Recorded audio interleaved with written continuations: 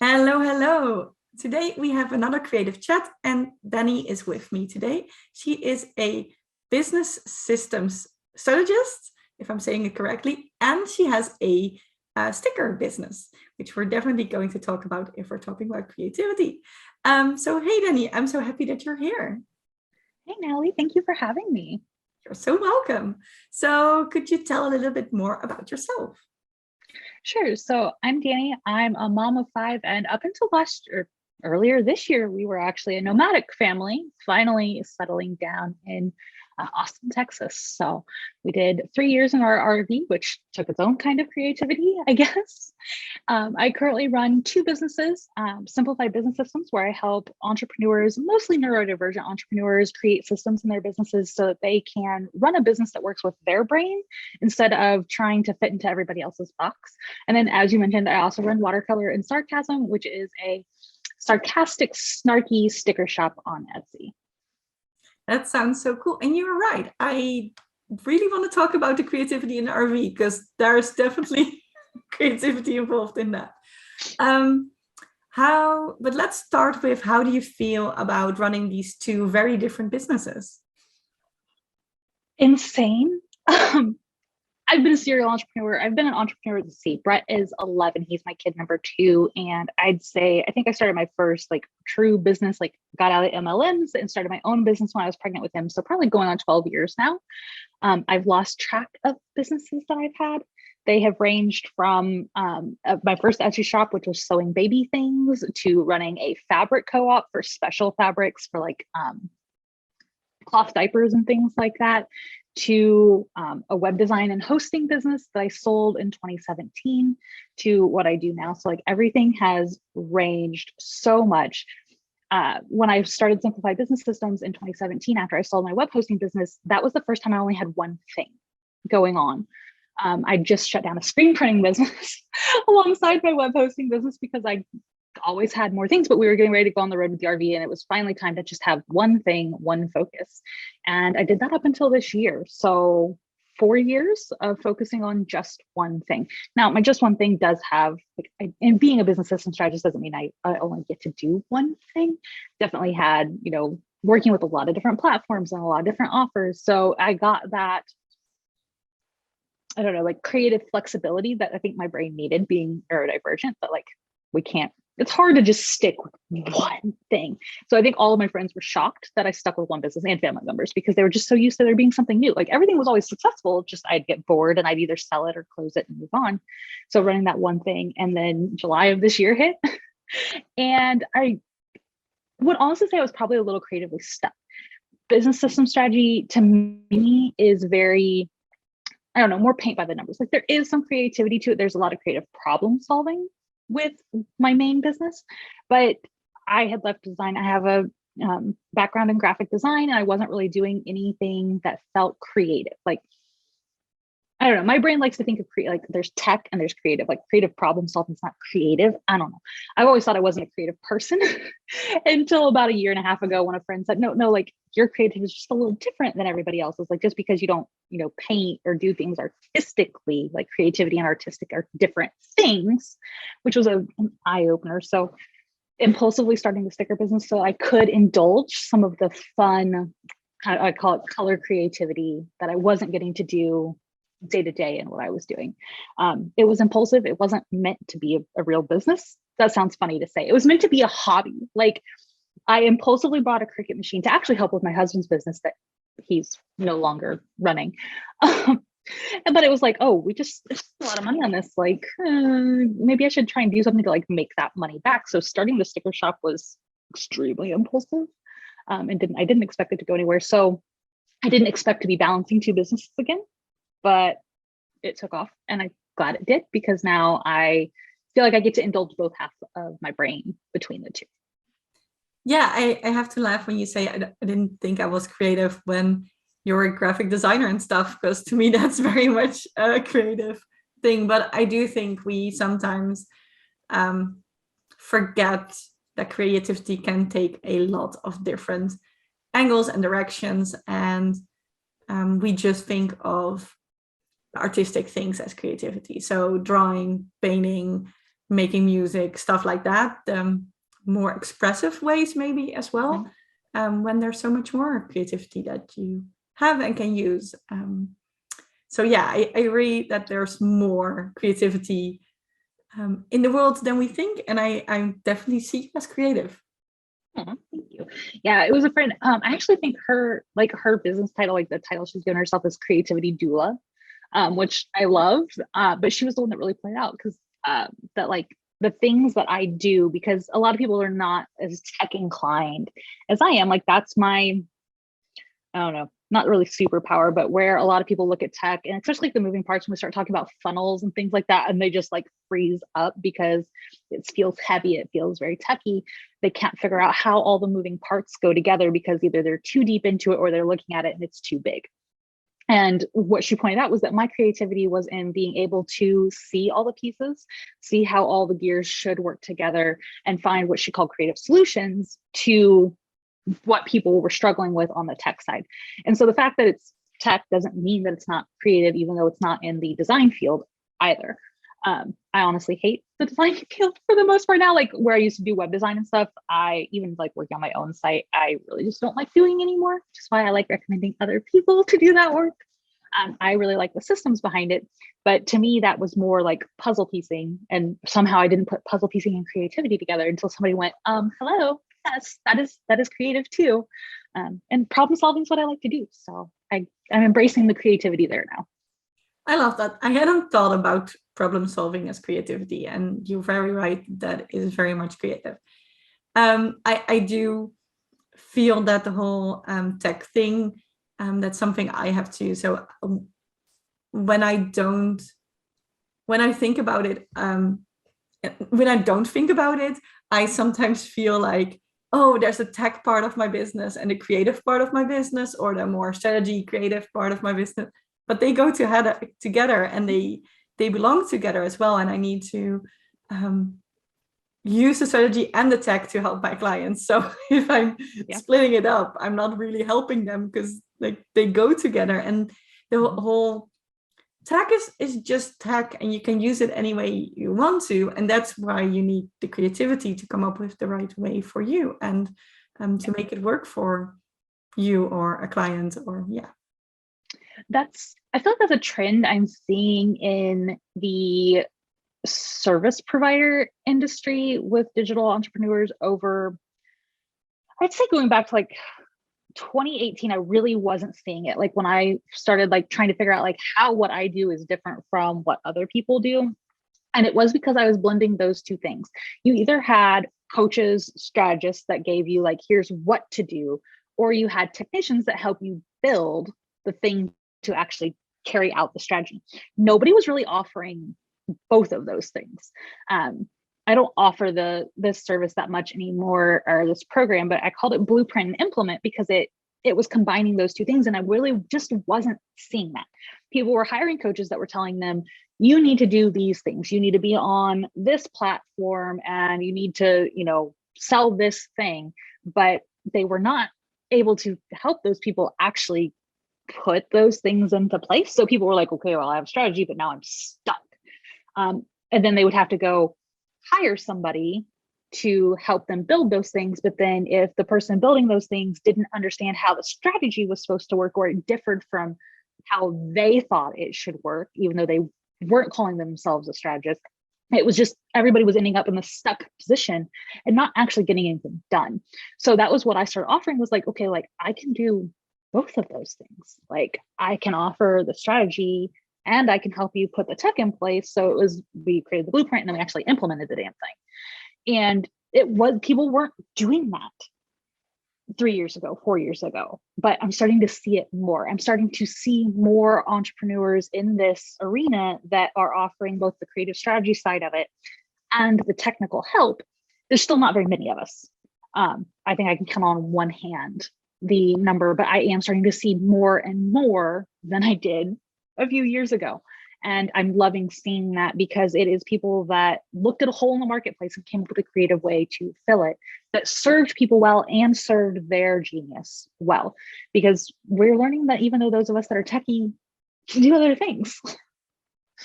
No, but it's true. I always said to like my clients, but also coaches that would question my approach, because I would tell them, hey, I don't just want to give someone a strategy and then say, bye-bye, now go figure it out yourself. That doesn't feel right with me.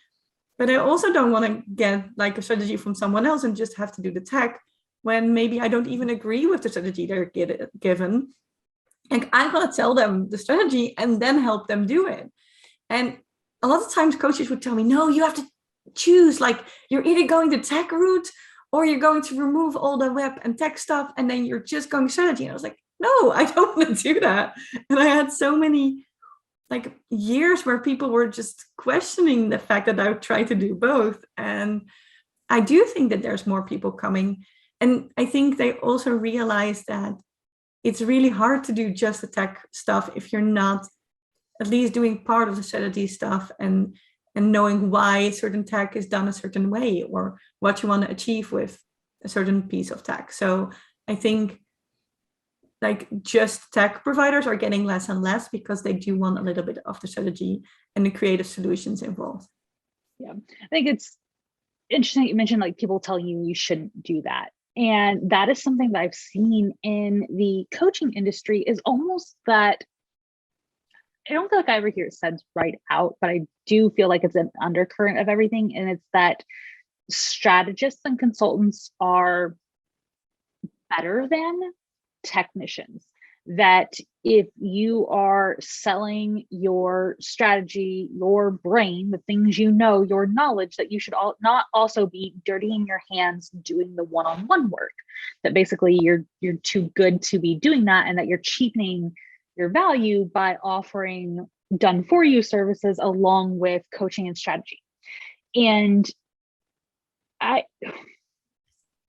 could go on like a whole soapbox about this, because I feel like we see the same thing in like the real world of like, I don't know if you get this where you are, but like in the US, it's a common thing to be like, well, if you don't go to college, you'll be a ditch digger. Like that kind of like the hands-on trade things are lesser than more cerebral, brainy jobs. And I have an utter hatred for like that entire line of thinking. And that's what we're seeing ultimately here in the coaching world, is that people are saying you can't be a successful, well thought of coach or strategist if you're still getting your hands dirty doing done for you work. It's just not true. I think you should probably be choosy in who you're willing to do hands-on work for. And I think there's a mid-ground to be found by offering courses and tutorials so that you can manage your time better, because hands-on work can be exhausting and there's only so much that we can do. We can offer strategy to a lot more people than we can offer done for you services to, but that doesn't mean that offering those done for you services is less than or makes you any less than. But so many business coaches, mentors are trying to guide people out of done for you services, because now it is like, retire your done for your services by doing coaching or doing courses, like whatever that, offering high value one-on-one programs. And there's a place for that. Some people gravitate for that, but I think especially those of us that are more creative, we like the hands-on stuff. And if we're just showing out strategy, we are bored. Sometimes we need to get in that problem-solving arena. Like I noticed that with myself when I'm doing a lot of pick my brains and selling a lot of courses. Like I love watching those incomes come in because it's less overall work for me. But I noticed like there's a point where like it's going. I'm like, oh, I haven't done any one-on-one work in a while. I'm itching to get my hands back in. And I think that used to be the point where I would like tear apart my business and start all over, because like I couldn't get my hands dirty in anybody else's stuff. So here, let me screw around with mine. And now I can recognize that and be like, okay, I don't need to overhaul my own stuff. Now I can apply that to whether it's working with a client or creating a new thing. And I think that especially for neurodivergent entrepreneurs, this is the case, because it does help us keep from getting bored by getting to exercise that kind of pent up creativity. I like that you said about like also making differences in hands-on work versus strategy, and not just in the creative service industry, but also like in like that's a problem in the whole world. Because I was thinking, like, if you make creative products, like a lot of times there will be coaches that will tell you, oh, maybe you can stop making soaps and start teaching people how to make soap. Like that's an upgrade and you should not be working with your hands and actually creating the soap yourself and selling it, but like go a step up and then start making trainings about it. And it's not that you can't do both, but you can do both. Like, it's not that the making the soaps or creating the earrings or whatever handmade thing you do, that's any less. Like, a lot of times I'm really impressed with what people can make. And I was actually making a list for a newsletter to go out in a while, and I'm looking at TikToks and Instagram accounts of people making the most amazing things. And how do we like dare to say that that's less than doing the strategies or the courses or anything like that? I think there's an obsession with passive income. I don't like that phrase. Can you tell by the air quotes? But it's not passive. It's rarely, like, what people put off as passive income is rarely passive. And as somebody that I launched my sticker business, and then very quickly after that, because it took off, I did launch a course on how to start one because people were asking. And I was like, oh, okay, like, let me throw this out there. But never with the intent that I would stop doing my own handmade thing, because that was one of the things, because looking at like a lot of people that own sticker shops outsource their sticker creation, which is fine. There's nothing wrong with that. But like, people telling me like, oh, you should do that. I'm like, no, actually, I like part of the reason I am enjoying doing this, it isn't just the design, it's the actual hands-on creating something, making something tangible, which after so many years as a stretch, it's like, I haven't done that in a long time. And I'm really enjoying that part of it. Creating the course, it's a lovely extra income thing. It plays to my problem solving too, because now I have an extra reason to like look into my business and why are things working the way they're working, and how can I turn that into something I can share with somebody else. But it does not take away or replace wanting to actually continue making the thing.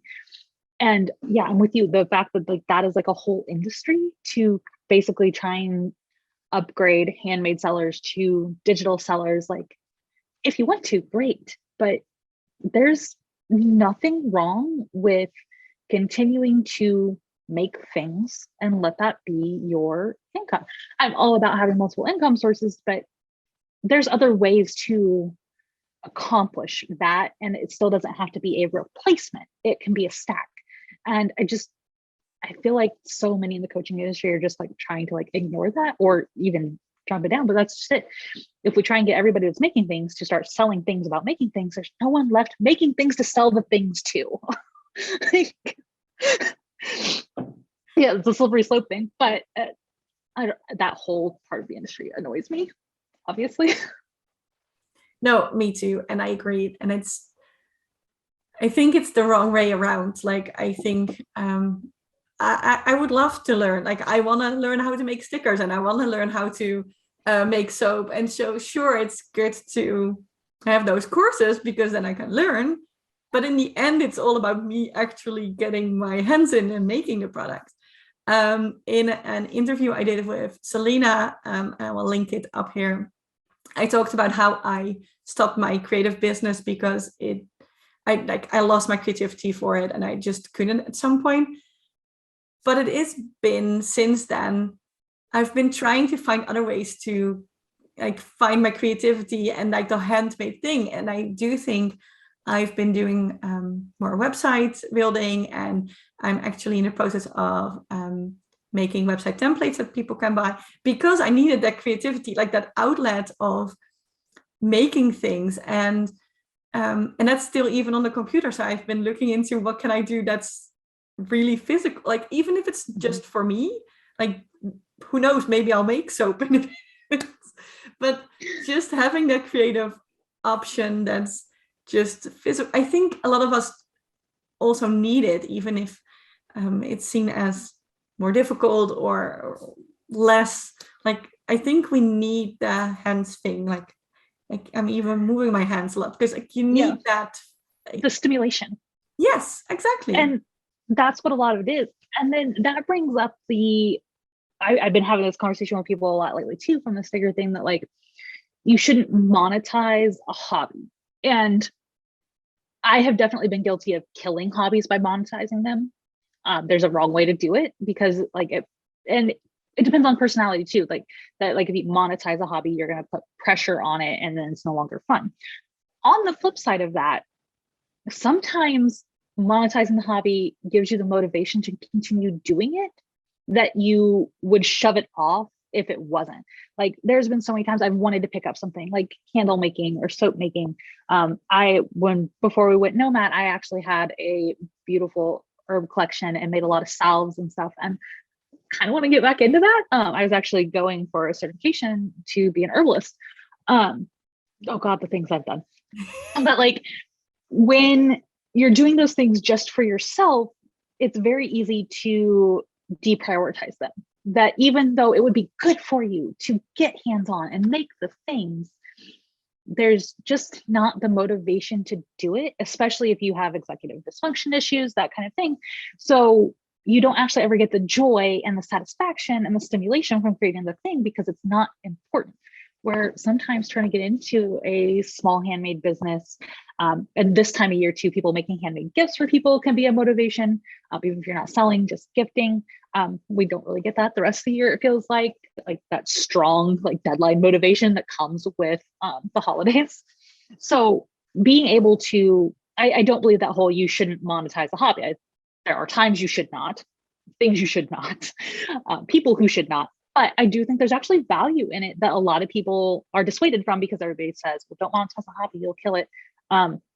Those sticker business is probably the best thing that's happened to me this year. And that was something where I took creative things that I was doing. I was making the little designs and, I always had the file of snarky comments that it's like, oh, these would make fun stickers that I was going to make for like myself, my kids, my friends. So turning it into a business, made sure I actually did the damn thing and got the satisfaction of doing the thing. Where otherwise it would just be something that's floating out there that, oh, well, it would be nice to do, but never actually got the energy, attention, whatever that it needed. So I think there's a case for monetizing a creative hobby. Just gonna put that out there. No, and I think I agree. And I, like you said, it's about the right timing, the right hobby, the right person. And it doesn't mean that if you're doing it, it's forever. Like you've done a lot of different things that were temporary and then went away again. And I think that was for me with my creative business as well. Like it was just time to let it go. There were things that were annoying me about it. And who knows what else, like, I'm quite sure there will be another creative business somewhere in the future. I just don't know what it is yet. Like it could be a sticker business. Who knows? It could be something completely different. Yeah. And I'm just open. Like I feel like I'm open again for that. Like there was a moment after closing my creative business, I was like, just doing Digitalie for now. And now I'm noticing that I'm doing more creative stuff around the house. Like you said, like just making creative projects for myself and my friends and family. And I feel like I'm ready to do it again. So I think it's also like this ebb and flow where you just feel like, okay, this is really cool and I want to do it. And then at some point it wanes off and then it just takes a while for a new creative thing to come up. Could you tell? You also get to learn more when sorry, I didn't mean to cut you off, but like thought came in when we do it in that cycle, that seasonal where we let go and then we come back, we get to learn from why we decided to close it down the last time. And I think that is something that people that start a bunch of businesses are like, oh, well, you're flaky and you just can't stick to something. I think it's more evolutionary. Because one thing that I noticed, I guess the last like true creative business for us was the screen printing shop. And I loved doing the design work. I loved having a finished product. And I actually liked like the packaging up and shipping to people part, which is weird. Most people are like, I hate that part. And I got some sort of joy, like knowing that I was touching something that would bring somebody else joy. But I was able to take like, what were the hard parts that made us eventually say no? And it was the expense of the equipment and the supplies, as well as the like error of margin, because like there were so many places in the shirt creation screen printing process where something could go terribly wrong and you wasted a bunch of shit. So looking when I went to create the next thing was, how do I take the parts I love and leave the parts that drove me crazy? And so being able to, every iteration of a creative business, look at those things and say, well, this part of me has changed. Maybe I have a higher frustration tolerance, or maybe I no longer have the energy to do all the packaging. being able to take what we learned from the last one and wrap it into the new thing. And allowing things to be seasonal, not being attached to them, holding on forever, allows us to keep building until we do find the thing that maybe sticks. Yeah, no, I agree. And I'm wondering what it is about the sticker business then that really feels like it's the best thing, and maybe the thing that you're the most that irks about the sticker business. Okay, so the thing that most irks me, actually, I have a video coming in the course about this. I was thinking about it. I was doing restock this morning. Was I spent the first 3 months of my business, like the 3 big growth months of my business, working with a machine that was faulty, and I had no clue because it was my first cutting machine. I didn't know that it shouldn't act like that. And I had a ridiculous amount of frustration, a ridiculous amount of wasted materials. And I just had convinced myself that this is just how it is. And I just had to deal with it. Only to find out a couple weeks ago that my machine was just broken completely. And I should not be having all of that frustration. And now I have 3 working machines, not just 1 broken machine. I have 3 working machines, and everything is easier. So like, to me, the like irksome part was just like the not knowing and not having good resources to realize like it had to get really, really, really, really, really bad before I sought out what eventually told me that I had been like driving myself into the ground for no reason. So like that, like lack of support and lack of other people doing what I'm doing to me was an issue, which is one reason I did the course too, was because when I first started, I couldn't find like there are a couple sticker Etsy shop courses out there, but they are like very specific to like planner stickers, which did not apply to doing waterproof laminate. Like it's missing a lot of things. Recommendations were wrong. They're teaching things that I know not to be true about Etsy from previous things. Like I did not find a good thing, which is one reason I did launch the course, was to provide that for other people. The thing I love the most about the sticker business is how much freaking joy I get to bring people. Like there's tons of other sticker shops, but there really wasn't anybody talking to neurodivergent people and making those stickers. Like there were some, but it was all like ADHD warrior and all like a lot of it was geared more towards like parents with ADHD kids. And it was just like, I didn't love it. I wanted the snarky, especially knowing that there's so many women in their like 20s, 30s, 40s being diagnosed now. Like I wanted to really hit us millennials that are being diagnosed and like the snarkiness that we embody. And there was nobody out there doing that. So being able to create something that really brings people a lot of joy, like the messages that I get from people that are like how much they love the sticker, it really spoke to them, they felt seen. Like that to me is like the best part, and probably what like motivates me through like this last month where it was insane and the problem solving skills were having to click in for the creative business, because like figuring out scaling and keeping the systems in place because we hit growth we did not expect this month. And so like to me, it's been like that perfect balance of getting to exercise the systems and problem solving that I'm good at with really getting to do something creative that makes people happy. Like it's the perfect marriage of those two things. And I love that so much. Yeah, and I love your stickers. Like every time I see them, like, oh, they're so cute. And also because it's funny because like watercolor and sarcasm doesn't sound like it's sarcasm and cute, but still like they fit me and a lot of people I know, and so they are cute because you're like, oh, that's so cool and so fun. And yeah, no, so I think it was like the right topic for you as well, and I think that's really important. Definitely. Getting to make sweary stickers, I mean, that's fun too. Like that's kind of the other niche that I think, like I think my top 3 like categories that I have right now are obviously the neurodivergent. They are far and away my feminist stickers, and then my sweary. I have a lot of like what the fuck stickers, the little fuck flakes that are labeled as fucks to give. People love those, and they're really like, I felt like when I did like my competition research, there was a lot of people doing it, but not the way I'm doing it. And so it's just fun to get to put my personality out there in that, and then see it resonated back, especially as someone that's kind of always felt like they didn't really fit in a lot of places. Like it's kind of creating that, and the fact that other people feel seen when they haven't before, that's not something I knew I would care about as much as it turns out I do. there's that.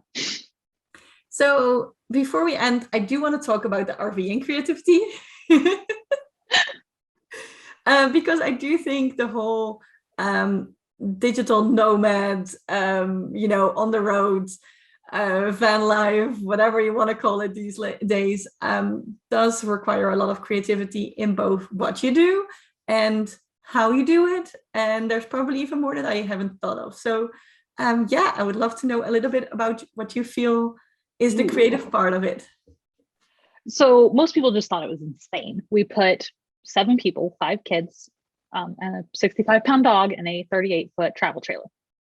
It's a little crazy. Not gonna lie.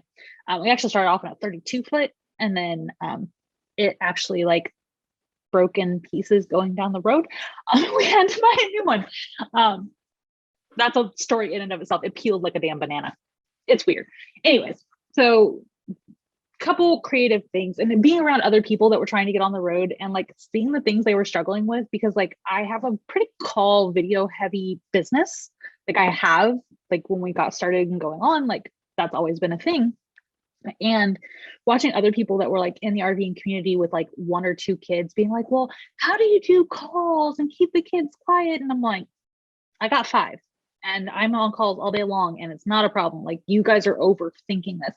I think expectations was like the first creative thing that like you have to drop a lot of like the societal norm expectations going in, like working a normal work week, like the idea that like you'll have complete silence while you're on calls.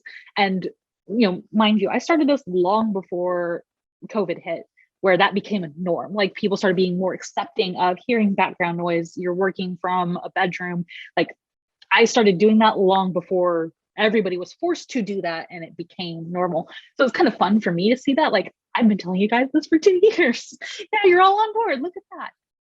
So like definitely the creativity of expectations and being willing to just do things differently and not care that other people think what you're doing is weird.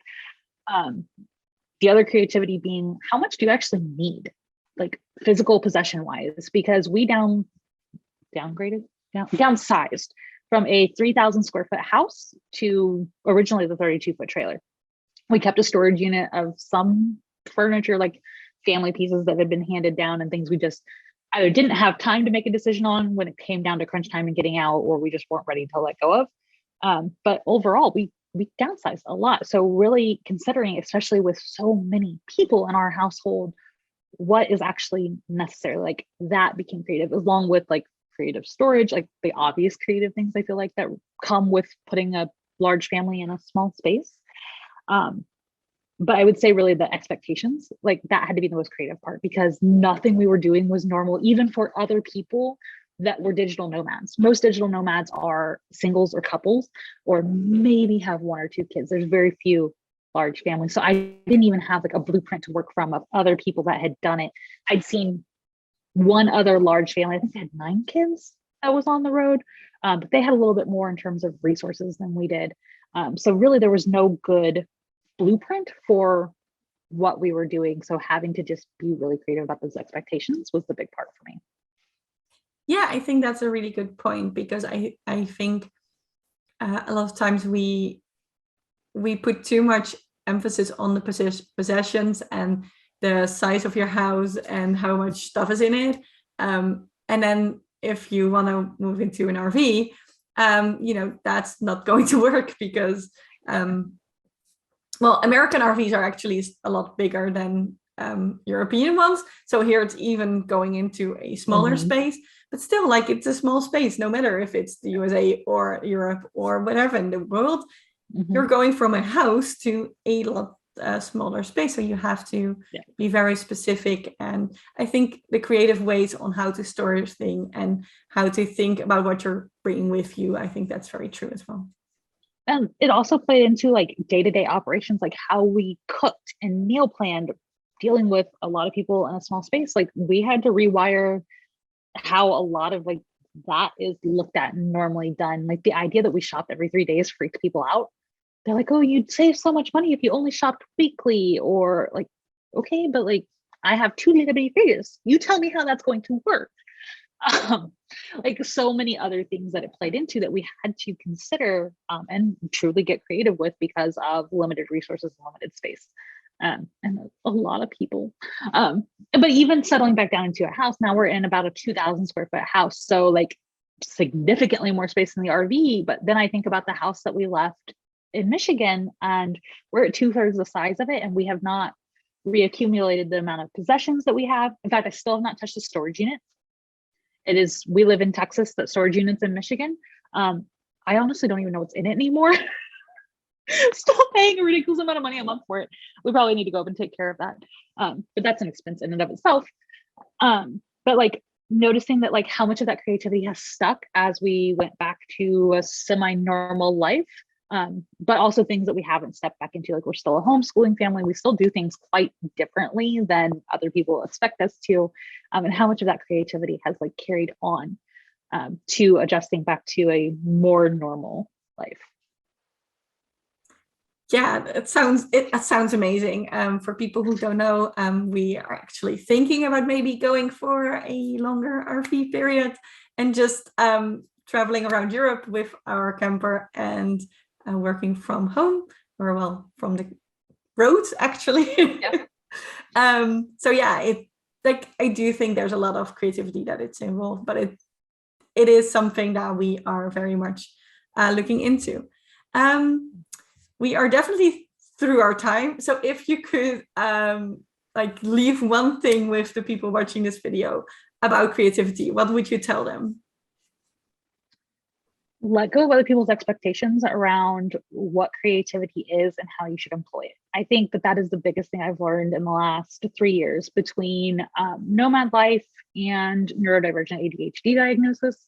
That has been the biggest thing for me, is that unleashing your creativity by letting go of everybody else's expectations is one of the best things you can do, no matter who you are, no matter what you're dealing with.